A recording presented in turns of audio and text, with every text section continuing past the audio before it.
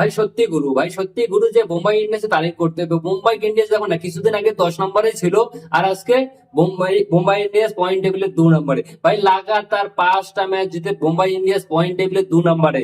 এখন ভাই ভুলে যাও ট্রফি নেওয়ার কথা অন্য টিম, তার কারণ আর মুম্বাই ইন্ডিয়ান্স যে তরিকেতে ইন্ট্রি মেরেছে, ঠিক আছে, জানি না ট্রফি হয়তো ওরাই নিয়ে যেতে হবে। তার কারণ ভাবো না, আর মানে কি বলবো, পুরো 5টা ম্যাচ লাগাতার জিতে। ভাই রোহিত শর্মা থেকে শুরু করে সূর্য কুমার যত, হার্দিক পান্ডা, ভাই সবাই ফর্মে।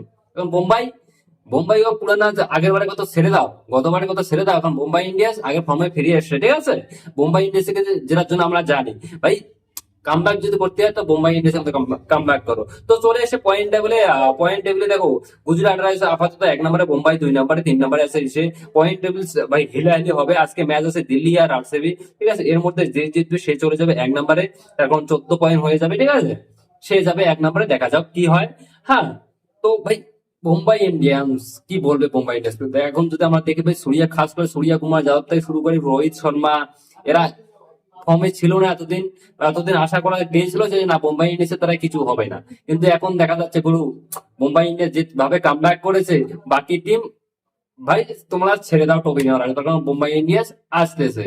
তোমরা কি বলো যে 2025 আইপিএল কি ট্রফি মুম্বাই ইন্ডিয়ান্স নিয়ে যেতে পারে? তো এটা অসন্দেহ, মানে সন্দেহের কিছু নেই। তার কারণ মুম্বাই ইন্ডিয়ান্স তো আমাদের দেখি বুমরা থেকে শুরু করে রোহিত শর্মা, হার্দিক পান্ডা, তিলক বর্মা, সূর্য কুমার যাদব, ভাই সবাই ফর্মে নিয়ে যেতেই